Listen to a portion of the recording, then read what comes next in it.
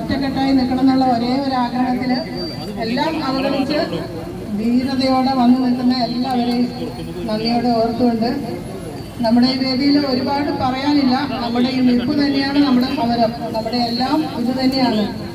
അതുകൊണ്ട് തന്നെ ഒരുപാട് പറയാനൊന്നുമില്ല. ഇന്നത്തെ സാഹചര്യം വിശദീകരിക്കുക എന്നുള്ളതായിരുന്നു എൻ്റെ കർത്തവ്യം. പക്ഷെ ആ വിശദീകരിക്കേണ്ട ആവശ്യമുണ്ടെന്ന് തോന്നുന്നില്ല. ഇവിടെ പറഞ്ഞ കാര്യങ്ങളൊക്കെയും നമ്മുടെ ഉദ്ഘാടകൻ പോലും വളരെ വ്യക്തമായി കാര്യങ്ങൾ പറഞ്ഞു തന്നു. ആ പറഞ്ഞ കാര്യങ്ങളൊക്കെയും സത്യമാണ്. അതുകൊണ്ട് തന്നെ ഈ മേഖലയിലേക്ക് അധികാരികളുടെ മുഴുവൻ ശ്രദ്ധയും എങ്ങനെയൊക്കെ കൊണ്ടുവരാവോ ആ കൊണ്ടുവരികാനുള്ള ഒരു കടമ കർഷകരായ നമുക്കുണ്ട് എന്നാണ് എനിക്ക് ആദ്യം പറയാനുള്ളത്. കാരണം നമ്മുടെ നിലനിൽപ്പ് നമ്മുടെ കാൽച്ചുവട്ടിലാണ്. ഇപ്പൊ നമ്മള് എന്തൊക്കെയോ തന്ന് കൊട്ടപ്പടി വാക്കുകളും നാമമാത്രമായ പ്രോത്സാഹനങ്ങളും തന്ന് താങ്ങി നിർത്തിക്കൊണ്ട് പോവുകയാണ്. കാലങ്ങളായി താങ്ങി നിർത്തുകയാണ്. എപ്പോൾ ഈ കൈ വലിക്കുന്നോ അന്ന് നമ്മൾ താഴേക്ക് വീഴും. അതാണ് നമ്മുടെ അവസ്ഥ. അത് നമുക്ക് പറ്റില്ല. നമുക്ക് സ്വന്തമായി നിൽക്കാൻ കഴിയണം. നമ്മുടെ കാലില് ആരുടെ ആശ്രയമില്ലാതെ ഒരു സപ്പോർട്ടും ഇല്ലാതെ നിൽക്കാൻ കഴിയണം. അതിനു വേണ്ടിയിട്ട് നമ്മൾ ചെയ്യേണ്ട ഒറ്റ കാര്യമുള്ളൂ. നമ്മൾ എന്താണെന്ന് ബോധ്യപ്പെടുത്തുക. നമുക്ക് നിൽക്കാനുള്ള ഈ സ്വാതന്ത്ര്യം കിട്ടണമെങ്കിൽ നമ്മളുടെ ഉൽപ്പന്നത്തിന് വിലയുണ്ടാകണം. ആരുടെ ആശ്രയം വേണ്ട, ആരും താങ്ങി നിർത്തേണ്ട, സബ്സിഡികൾ വേണ്ട, ഒന്നും വേണ്ട. നമുക്ക് വേണ്ടത് നമ്മുടെ ഉൽപ്പന്നത്തിനുള്ള വില. അതാണ് നമുക്ക് വേണ്ടത്. പിന്നെ ഗവൺമെന്റ് വാരിക്കോരി കൊടുക്കുന്ന ഈ 1200 കോടിയോളം രൂപയുണ്ടല്ലോ ഓരോ വർഷവും നീക്കി വെക്കുന്നത്. ഈ കോടി രൂപയൊന്നും നമുക്ക് ഇങ്ങനെ നക്കാപ്പിച്ചിയായിട്ട് വരേണ്ട ആവശ്യമില്ല. ഈ പാലളക്കുന്ന കർഷകർക്ക് അത് കൊടുക്കാൻ മനസ്സുണ്ടെങ്കിൽ അവരുടെ പാലിന് അളവായി സബ്സിഡിയായി കൊടുത്താൽ മതി. എല്ലാവർക്കും പച്ചനെ അറിയുന്ന കാര്യമാണ്. പിന്നെ എന്തിനാണ് ഇത് നക്കാപ്പിച്ച പോലെ പുല്ലിനായി, കാലിത്തീറ്റയ്ക്കായി, കുറച്ച് മരുന്നിനായി, കുറച്ച് ഗ്രാമപഞ്ചായത്തായി അങ്ങനെ വീതിച്ചു കൊടുത്തുകൊണ്ട് നമ്മളെ മെല്ലെ ചോട്ടി പിടിച്ചേക്കും. അവർക്കറിയാം അവരുടെ കീഴില് എന്നും നമ്മൾ നിൽക്കും.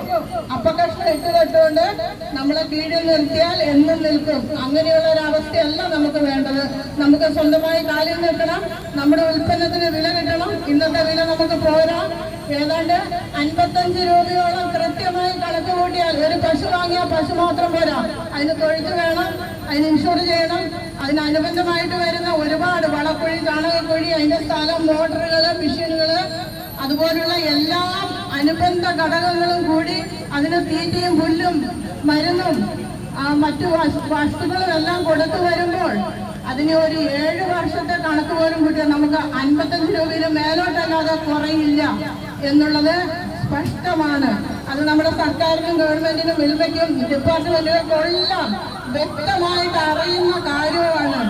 എന്നിട്ടാണ് നമ്മളെ ഈ ചവിട്ടുപട്ടിയിൽ ഇട്ടുകൊണ്ട് ഇങ്ങനെ പ്രചോദനം ചെയ്യുന്നത്. അതിനെ നമ്മൾ പ്രതികരിച്ചേ പറ്റുള്ളൂ.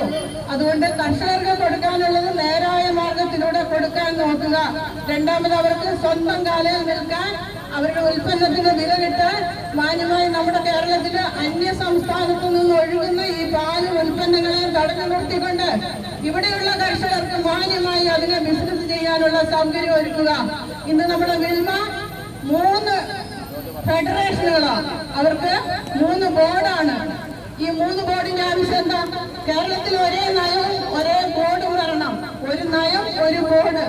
3 ബോർഡിനെ ഒരു മേഖലാ ഓഫീസുകളാക്കിക്കൊണ്ട്, 3 മേഖലാ ഓഫീസുകളാക്കിക്കൊണ്ട് ഒരേ ബോർഡിന് കീഴിൽ ഒരേ നയത്തിൽ വന്നാൽ മാത്രമേ കേരളത്തിലെ മിൽമയ്ക്കും കർഷകർക്കും രക്ഷയുണ്ടാവുള്ളൂ. ഇത് വിവിധങ്ങളായ പദ്ധതികളും പരിപാടികളുമാണ് എല്ലായിടത്തും. അതുകൊണ്ട് തന്നെ ഇത്തരം ചൂഷണങ്ങളെയൊക്കെ നമ്മൾ കർഷകർ കൃത്യമായിട്ട് മനസ്സിലാക്കുകയും പ്രതികരിക്കേണ്ട സമയത്ത് കൃത്യമായി പ്രതികരിക്കുകയും ചെയ്തുകൊണ്ട് തന്നെ മുന്നോട്ട് പോകണം എന്ന് മാത്രമാണ് എനിക്കിപ്പോൾ പറയാനുള്ളത്. ഒരുപാട് കാര്യങ്ങൾ പറയാനുണ്ട്. നമ്മുടെ പ്രധാനപ്പെട്ട ആളുകളൊക്കെ ഇപ്പോൾ ഒത്തിരി വന്നിട്ടുണ്ട്. മറ്റ് സ്ഥലങ്ങളിൽ നിന്ന് കേരളത്തിന്റെ അങ്ങോളം ഇങ്ങോളമുള്ള കർഷകര് നമ്മോടൊപ്പം വന്നിട്ടുണ്ട്. അവർക്കൊക്കെ 1 മിനിറ്റ്, ഒരു 5 മിനിറ്റെങ്കിലും കൊടുക്കാനുള്ളത് കൊണ്ട് മാത്രം വിശദീകരണം നിർത്തുവാണ്. എല്ലാവർക്കും നന്ദി, നമസ്കാരം. അപ്പൊ എല്ലാവരും ഒന്നേ ചിന്തിക്കണ്ടു. നമുക്ക് നാമേ ഉള്ളൂ. നമുക്ക് അനവധി സാധ്യതകളുണ്ട്. ഇന്ന് കേരളത്തില് സാമ്പത്തികമായി വളരാൻ ഒത്തിരി സാധ്യതകളുണ്ട്. പാലും ഉൽപ്പന്നങ്ങളും അതുപോലെ നമ്മൾക്ക് ചെയ്യാവുന്ന നല്ല ഇനം കന്നുകുട്ടികളും എല്ലാം 40-50 ലിറ്റർ കിട്ടുന്ന പശുവിനെ വാങ്ങിച്ചു കൊണ്ടുവന്നാൽ നമ്മൾ 35-ന് മേലോട്ടുള്ള പശുക്കളെയാണ് എല്ലാ കർഷകരും വാങ്ങുന്നത്. ഏതെങ്കിലും ഫാമിലുണ്ടോ 35 പശു പാല് പാല് കിട്ടുന്ന പശുവിന്റെ കുട്ടി 35 അതിന് മേലോട്ടും കിട്ടുന്ന ഏതെങ്കിലും ഒരു കുട്ടിയുണ്ടോ? എല്ലാം താഴേക്ക് വരും. അതിന് 20, 15, 12 എന്ന് പറഞ്ഞ് താഴേക്ക് വരുന്ന ദയനീയ സ്ഥിതി, എല്ലാം ചൂഷണം നമ്മൾ മനസ്സിലാക്കണം. ഇതിലൊക്കെ നമ്മള് KLD ബോർഡിന്റെ നല്ല ഇടപെടലുകൾ ഗവൺമെന്റ് തലത്തിൽ ഉണ്ടാകണം. നല്ല കന്നുകുട്ടികൾ വരണം, പാലിന് വില വേണം, ഉൽപ്പന്നങ്ങൾ കർഷകർക്ക് ഇറക്കാൻ കഴിയണം.